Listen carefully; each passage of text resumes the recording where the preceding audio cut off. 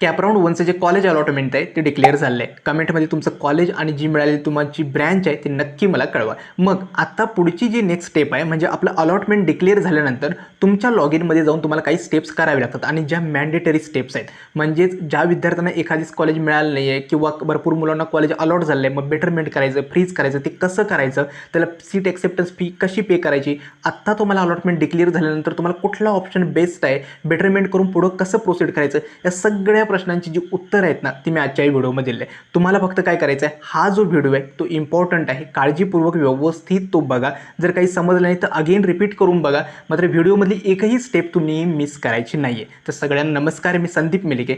Allotment नक्कीच थोडं धक्कादायक आहे कारण कट ऑफमध्ये थोडेफार चेंजेस झाले आहेत. आता या रिगार्डिंग मी दुसरा व्हिडिओ बनवेलच की कट ऑफ वगैरे कसे चेंज वगैरे होत आहेत. मात्र एक आहे की अलॉटमेंट डिक्लेअर झाल्यानंतर आता आपलं कॅपराऊंड 2ला जाण्याआधी ना एक प्रोसेस आहे ज्याला सीट ॲक्सेप्टन्स किंवा सेल्फ व्हेरिफिकेशन प्रोसेस म्हणतो, ती तुम्हाला कंप्लीट करावी लागेल. मग ती कशी करायची ना हे स्टेप बाय स्टेप मी आजच्या व्हिडिओमध्ये एक्सप्लेन केलेलं आहे, ते काळजीपूर्वक बघा. तर सुरुवात करूया आजच्या या नवीन व्हिडिओला.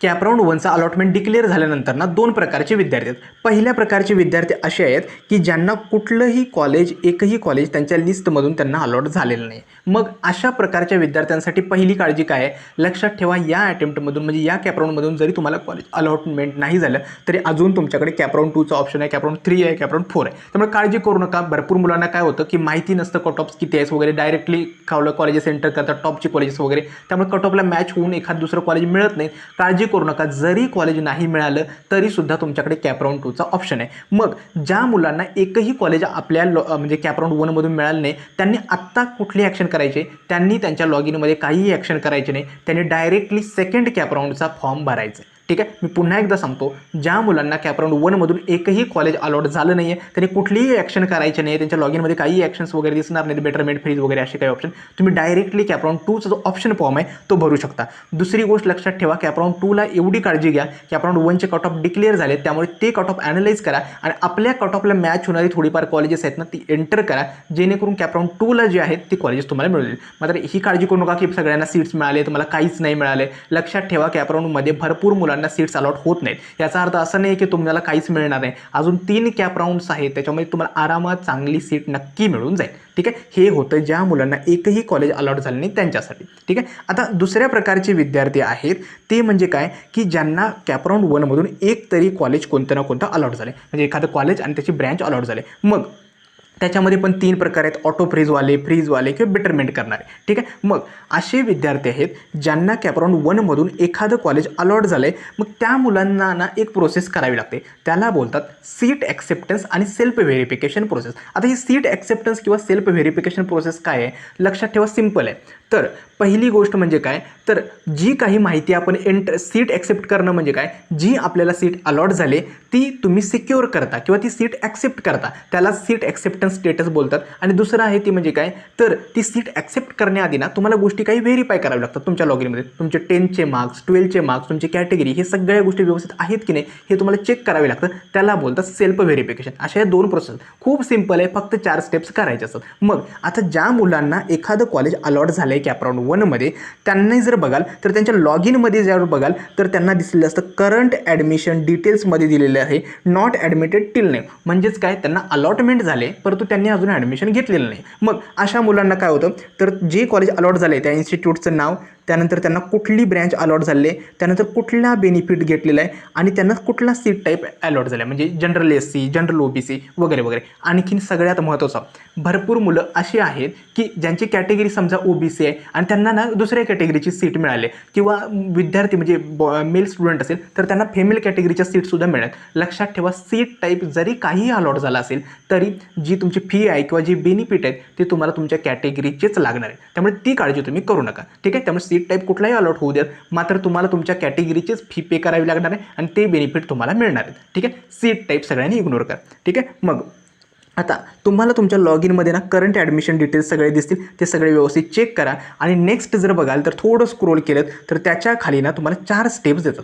सीट ॲक्सेप्टन्सच्या या 4 स्टेप्स सगळ्या मुलांनी कंप्लीट करायचे. ठीक आहे. आता ज्या मुलांना वाटतंय की मला कॅपराऊंड 1मधलं कॉलेज घ्यायचंच नाही, डायरेक्टली कॅपराऊंड 2ला जायचं आहे, तर त्यांनी याच्यासाठी एकही स्टेप कंप्लीट नाही केली तरी डायरेक्टली कॅपराऊंड 2चा फॉर्म भरू शकतात. मग ज्या मुलांना आता कॉलेज अलॉटमेंट झाले त्यांच्या लॉग इनमध्ये सीट ॲक्सेप्टन्स स्टेटसच्या या 4 स्टेप्स येतात. या इनकम्प्लीट असतात. त्या 4 स्टेप्स आपल्याला कंप्लीट करायचे. खूप इझी आहेत. तुम्हाला काय करायचं, पहिली स्टेप काय आहे, सेल्फ व्हेरिफिकेशन. म्हणजे जे काही आपले डिटेल्स आहेत ते सगळे व्हेरीफाय करायचे व्यवस्थित आहेत का.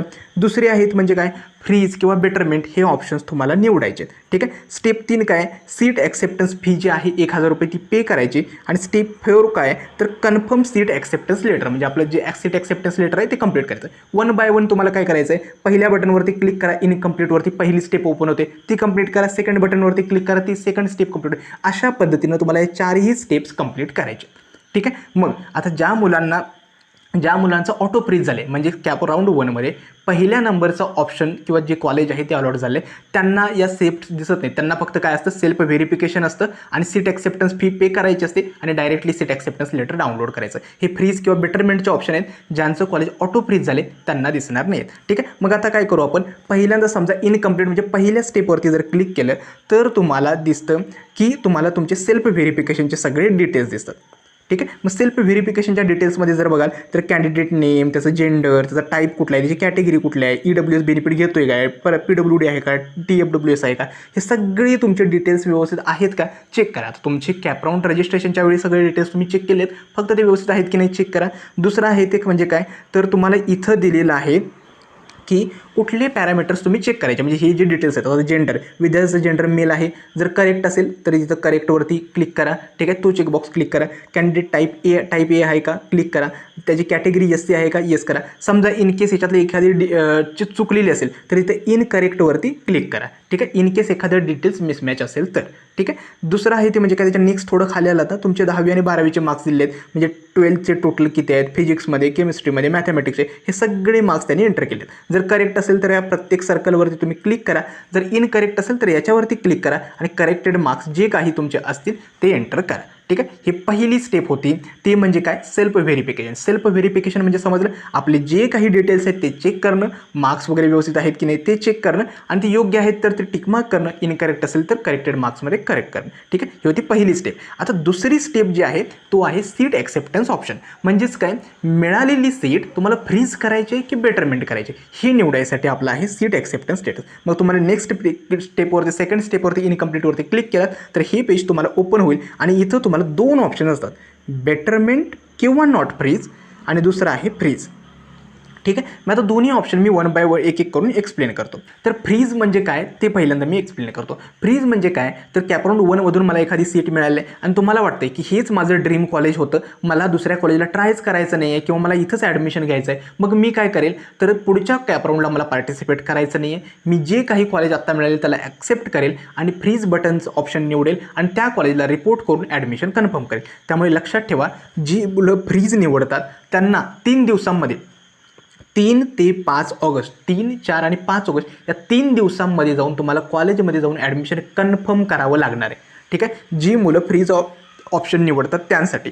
ठीक आहे. आणि दुसरा ऑप्शन आहे बेटरमेंट किंवा नॉट फ्रीज. हा ऑप्शन काय आहे, तर आता भरपूर मुलांना काय झालं आहे की कॉलेजचं अलॉटमेंट मिळाले, त्यांना काय वाटतं, नाही मला कॅपराऊंड 2मध्ये याच्यापेक्षा सुद्धा चांगलं कॉलेज मिळू शकतं किंवा मला नेक्स्ट राऊंडला पार्टिसिपेट करायचं आहे. ठीक आहे. मग अशी मुलं काय करतील, तर तुम्ही बेटरमेंट निवडता. बेटरमेंटचा अर्थ काय, मिळालेली सीट तुम्ही रिझर्व करता, ती तुमच्याकडे सेफ आहे आणि तुम्ही पुढच्या राऊंडला ट्राय करता. इन केस पुढच्या राऊंडला काहीच नाही मिळालं तर माझी बेटरमेंटची सीट आहे ना, सेफ आहे, मी तिथं जाऊन ॲडमिशन घेऊ शकतो. आणि समजा नवीन अलॉटमेंट पुढच्या राऊंडला झाली तर मी काय करेल, ती पहिली सीट आहे ती ऑटोमॅटिकली कॅन्सल होते. ठीक. आता हे बेटरमेंटचे रूल्स आहेत ना, याच्यावरती एक सेपरेट व्हिडिओ मी मला उद्या किंवा परवा बनवेलच. ठीक आहे. तुर्तास तुम्ही एवढं लक्षात ठेवा, बेटरमेंट म्हणजे तुम्हाला पुढच्या राऊंडला जायचं आहे, मिळालेली सीट ॲक्सेप्ट करून ती सिक्युअर करून, आणि फ्रीज म्हणजे मला पुढच्या राऊंडला जायचं नाही, मला त्याच कॉलेजला जाऊन ॲडमिशन घ्यायचं आहे. ठीक आहे. आता बेटरमेंट किंवा फ्रीज निवडण्यासाठी CET सेलने 3 दिवसांचा वेळ दिलेला आहे. ठीक आहे. तुम्हाला हा जो सीट ॲक्सेप्टन्सचा जो स्टेटस आहे लक्षात ठेवा, तुम्हाला कंप्लिटली 3 दिवसांमध्ये म्हणजे 3 ते 5 ऑगस्टच्या दरम्यान या 3 दिवसांमध्ये या ज्या 4 स्टेप्स मी इनकम्प्लीट दाखवल्या होत्या त्या कंप्लीट करायच्यात. त्यानंतर या स्टेप्स अवेलेबल नाही आहेत. त्यामुळे काळजी काय घ्यायची, 3 ते 5 ऑगस्टच्या दरम्यानच या सगळ्या ज्या स्टेप्स आहेत त्या कंप्लीट करा आणि तुम्हाला सीट ॲक्सेप्टन्सचा जो काही फ्रीज किंवा बेटरमेंटचा जो स्टेटस आहे तो तुम्ही क्लिक करायचा आहे. आता समजा विद्यार्थ्यांना बेटरमेंट निवडली तर तो काय करेल, बेटरमेंट नॉट फ्रीज आणि प्रोसीड करून पुढे जाईल. ठीक आहे. समजा त्या विद्यार्थ्याने फ्रीज निवडलं तर फ्रीजचं बटन जे आहे तो तिथे क्लिक करेल. आता या विद्यार्थ्यानं काय केलं, बेटरमेंट नॉट फ्रीजचा ऑप्शन जो आहे तो चूज केला. मग इथं काय म्हटलं आहे, तुमचा जो लॉग इनचा पासवर्ड आहे तो या बॉक्समध्ये एंटर करावा लागतो. एंटर केल्यानंतर तुमच्या मोबाईल नंबरवरती OTP जातो. OTP गेल्यानंतर तुमचा स्टेटस जो आहे बेटरमेंट नॉट फ्रीज हा क्लिक करतो. ठीक आहे. त्यामुळे लक्षात ठेवा, बेटरमेंट फ्रीज निवडलं किंवा फ्रीज निवडलं तर तुम्हाला तुमचा लॉग इन पासवर्ड द्यावा लागतो आणि व्हेरीफाय पासवर्डवरती क्लिक केलात तर तुमचा OTP येतो. OTP एंटर केल्यानंतर तुमचा स्टेटस लॉक होतो. ठीक आहे. एकदा स्टेटस लॉक झाला की तुम्हाला सीट ॲक्सेप्टन्स फी पे करावी लागते. आता ही सीट ॲक्सेप्टन्स फी पे काय आहे तर CET सेलने मागे जे काही रूल्स आणले होते 1000, 3000 ते सगळे आता इग्नोर करा. रूल सिम्पल आहे. तुम्हाला ज्यावेळी पहिल्यांदा सीट अलॉटमेंट होतं आणि ती सीट तुम्हाला ॲक्सेप्ट करायची आहे, मग ती फ्रीज करणार असाल किंवा बेटरमेंट करणार असाल तर तुम्हाला 1000 रुपये CET सेलला द्यावे लागतात ती सीट सिक्युअर करण्यासाठी. ठीक आहे. हीच असते सीट ॲक्सेप्टन्स फी. मग तुम्हाला जी तिसरी स्टेप आहे इनकम्प्लीटवरती जर क्लिक केलात तर तुम्हाला काय करावं लागतं तर सीट ॲक्सेप्टन्स. आता या विद्यार्थ्यानं काय केलं, बेटरमेंट नॉट फ्रीज हा ऑप्शन निवडला आणि seat confirmation status not confirmed म्हणजे काय, त्यानं अजून ॲडमिशन त्या सीटला किंवा त्या कॉलेजमध्ये जाऊन घेतलं नाही आहे, फक्त त्यानं बेटरमेंट निवडले. त्यामुळे हा स्टेटस तुम्हाला इथं दिसतो. ठीक आहे. त्यानंतर सिलेक्ट पेमेंट मोड निवडा. तुमचं जे काही पेमेंटचं ऑप्शन असेल ते निवडा आणि तुमचे 1000 रुपये सीट ॲक्सेप्टन्स फी आहे ती पे करा. एकदाच तिसरी स्टेप ही जी कंप्लीट केलात, सीट ॲक्सेप्टन्स फी पे केलात, त्यानंतर तुम्हाला नेक्स्ट स्टेपवरती तुमचं जे सीट ॲक्सेप्टन्स लेटर आहे ते डाउनलोड करा. ठीक आहे. म्हणजे 1000 रुपये पे केल्यानंतर जे आपलं सीट ॲक्सेप्टन्स लेटर येतं ते तुम्हाला डाउनलोड करून ठेवायचं आहे. आता हे सीट ॲक्सेप्टन्स लेटरवरती काय लिहिलेलं असतं तर मी ॲरोनं दाखवतो, receipt cum acknowledgement of seat acceptance letter. ठीक आहे. हे अशा ठिकाणी लिहिलं असतं, receipt cum acknowledgement of seat acceptance letter. ठीक आहे. हे सीट ॲक्सेप्टन्स लेटर डाउनलोड करून ठेवा. म्हणजे ज्यावेळी तुम्ही ॲडमिशनला जाणार आहात, समजा या कॉलेजमध्येच तुम्हाला पुढच्या राऊंडमध्ये काहीच अलॉटमेंट झाली तर या कॉलेजमध्ये जाऊन ॲडमिशन घेताना हे लेटर इम्पॉर्टंट आहे. मग त्याच्यावरती काय लिहिलेलं असतं, सेम आपलं ॲप्लिकेशन ID व्हर्जन वगैरे सगळे लिहिलेलं असतं आणि खाली इथं ना सीट ॲक्सेप्टन्स डिटेल्समध्ये स्टेटस जो आहे तो बेटरमेंट नॉट फ्रीज दिलेला असतो आणि सीट ॲक्सेप्टन्स कन्फर्मेशन म्हणजे कन्फर्म, म्हणजे याने अजून त्यांना ॲडमिशन कन्फर्म केलेलं नाही आहे, मात्र सीट ॲक्सेप्ट केलेली आहे याचा तो अर्थ आहे. इथं स्टेटसमध्ये बेटरमेंट नॉट फ्रीज आणि seat acceptance status confirmation confirmed हे एकदा चेक करा. ठीक आहे. इथं आपल्या 4ही स्टेप्स आहेत त्या संपतात. या 4ही स्टेप तुम्हाला कंप्लीट करायचं. स्टेप नंबर 1 सेल्फ व्हेरिफिकेशन, सगळे डिटेल्स चेक करणं, 10वी 12वीचे मार्क्स चेक करणं. स्टेप नंबर 2 बेटरमेंट किंवा फ्रीज निवडणं. स्टेप नंबर 3 म्हणजे काय, सीट ॲक्सेप्टन्स फी 1000 रुपये पे करणं आणि स्टेप नंबर 4 आपलं जे सीट ॲक्सेप्टन्स लेटर आता मी दाखवतोय ते तुमचं डाउनलोड करून ठेवणं. ठीक आहे. या 4 स्टेप तुम्हाला 5 ऑगस्टपर्यंत कंप्लीट करायचे. ठीक आहे. आता महत्त्वाची गोष्ट म्हणजे काय तर समजा मुलानं फ्रीज निवडलं किंवा विद्यार्थ्याचं ऑटो फ्रीज झालं तर त्यांच्यासाठी पुढची गाईडलाईन्स काय आहे तर अशा मुलांनी समजा तुम्ही फ्रीज निवडलात किंवा तुमचं ऑटो फ्रीज झाले तर तुम्हाला काय करावं लागेल, ज्या आपल्या CET पोर्टलवरती लॉग इनमध्ये स्टेप्स आहेत त्या सगळ्या कंप्लीट करायचं, सीट ॲक्सेप्टन्स लेटर डाउनलोड करायचं आणि 3 ते 5 ऑगस्ट या दरम्यान जाऊन त्या कॉलेजला रिपोर्ट करून तिथं ॲडमिशन कन्फर्म करायचं. ठीक आहे. तर कॉलेजला ॲडमिशन जाताना काय करायचं, जी डॉक्युमेंट्स ओरिजिनल डॉक्युमेंट्स तुम्ही व्हेरीफाय केली होती किंवा स्क्रुटनी सेंटरवरती व्हेरीफाय केली ती ओरिजिनल डॉक्युमेंट्स ते प्लस त्याचे 5 झेरॉक्सचे सेट बनवा, त्याचे 5 तुमचे पासपोर्ट साईज फोटो कॅरी करा. आणखीन जर कॉलेजला व्हिजिट करणार असाल तर काळजी काय घ्या, कॉलेजच्या वेबसाईटला आधी व्हिजिट करा. त्यांनी एक्स्ट्रा काही डॉक्युमेंट्स सांगितलेत का, फी कशी पे करायची, याच्या सगळ्या गाईडलाईन्स कॉलेजच्या वेबसाईटवरती दिलेलं असतं किंवा तुमच्या सीट ॲक्सेप्टन्स लेटरवरती एका तिथल्या कॉलेजच्या फॅकल्टीचा नंबरसुद्धा असतो, त्यांना कॉल करून सगळे डिटेल्स वगैरे विचारा आणि त्यानंतर तुम्ही कॉलेजला जाऊन या 5 ऑगस्टपर्यंत रिपोर्ट करा आणि तुमचं ॲडमिशन कन्फर्म करा. ठीक आहे. दुसरी गोष्ट म्हणजे काय, ॲडमिशन कन्फर्म करण्याआधी भरपूर मुलांनी काय केलेलं असतं तर टोकन रिसिप्ट अपलोड केली असते कॅप रजिस्ट्रेशन आणि डॉक्युमेंट व्हेरिफिकेशनच्या वेळी. तर लक्षात ठेवा, ॲडमिशन आधी तुमच्याकडे ओरिजिनल डॉक्युमेंट यायला पाहिजे ज्याची तुम्ही टोकन रिसिप्ट अपलोड केली होती. ते डॉक्युमेंट्स तुम्ही लॉग इनमध्ये अपलोड करायचं, स्क्रुटनी सेंटरवरती व्हेरीफाय करायचं आणि मग ते तुम्ही ॲडमिशनच्या वेळी जमा करायचं. त्यामुळे लक्षात ठेवा, ज्या मुलांनी टोकन रिसिप्ट अपलोड केली होती आणि ज्यांच्याकडे अजून ओरिजिनल डॉक्युमेंट्स आले नाही त्यांनी फ्रीज वगैरे काही करू नका. तुम्ही सगळ्यांनी बेटरमेंट करा म्हणजे जेणेकरून तुमचं ओरिजिनल डॉक्युमेंट येईपर्यंत तुम्हाला अजून वेळ मिळेल. ठीक आहे. हे होतं फ्रीज आणि बेटरमेंट किंवा ऑटो फ्रीज ज्या मुलांनी झालेले त्यांच्यासाठी. ठीक आहे. आता समजा बेटरमेंट केलं, बेटरमेंट केल्यानंतर तुम्हाला काय करायचं आहे, आपली सेल्फ व्हेरिफिकेशन आणि सीट ॲक्सेप्टन्सच्या ज्या 4 स्टेप्स आहेत त्या तुम्हाला लॉग इनमध्ये कंप्लीट करायचं आहे. सीट ॲक्सेप्टन्स लेटर आहे ते डाउनलोड करून ठेवायचं आहे आणि कॅप्रॉन 2चा जो आपला ऑप्शन फॉर्म आहे तो तुम्हाला 7 ते 9 ऑगस्ट या वेळेमध्ये भरायचा आहे. म्हणजे बेटरमेंट केलात ना, कुठेही कॉलेजला वगैरे रिपोर्ट करायची गरज नाही. 4 स्टेप्स लॉग इनमध्ये कंप्लीट करा, सीट ॲक्सेप्टन्स लेटर डाउनलोड करून ठेवा आणि कॅप्रॉन 2चा जो फॉर्म आहे 7 ते 9 ऑगस्टच्या दरम्यान तो तुम्ही तुमचा फिलअप करा.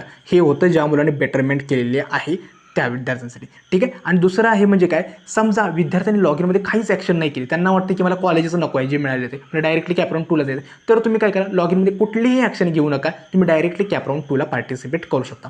आय होप तुम्हाला जेवढं शक्य असेल तेवढं सगळ्या गोष्टींना इझी सिम्पल वेनं मी एक्सप्लेन केले आहेत. जर व्हिडिओमधला एखादा पार्ट समजला नाही तो अजून एकदा व्हिडिओ म्हणजे रिपीट करून तुम्ही तो बघू शकता. ठीक आहे. आणखीन शेवटची एक गोष्ट म्हणजे काय, तर आता कॅप्रॉन लवकर स्टार्ट होतोय. ज्या मुलांना अजून पर्सनल काउन्सिलिंग बॅचमध्ये एनरोल करायचं आहे, आमच्या रजिस्ट्रेशन्स अगेन ओपन आहेत. ज्या मुलांना एनरोल करायचं आहे नक्की एनरोल करा. सेम फीचर्स जे आम्ही प्रोव्हाइड करतो, जर एक तुमचं डाऊट सपोर्ट असेल, तुमची पर्सनलाइज कॉलेजची लिस्ट असेल, त्यानंतर तुम्हाला पर्सनलाइज्ड हेल्प असेल, जे तुमच्या लाईव्ह मीटिंगमध्ये तुम्हाला फॉर्म फिलिंग वगैरे सगळं सांगणे, या गोष्टी आहेत. स्पॉट आणि ILS राऊंडबद्दल माहिती वगैरे देणं आणि first year engineering guidance session. ज्या मुलांना पर्सनल काउन्सिलिंग बॅचमध्ये अजून सुद्धा एनरोल करायचं आहे, डिस्क्रिप्शन बॉक्स आणि कमेंट बॉक्समध्ये लिंक दिलं आहे, नक्की जॉईन करा. ठीक आहे. आय होप तुम्हाला आजचा हा व्हिडिओ समजला असेल. आजचा हा व्हिडिओ मी इथेच थांबवतो. धन्यवाद.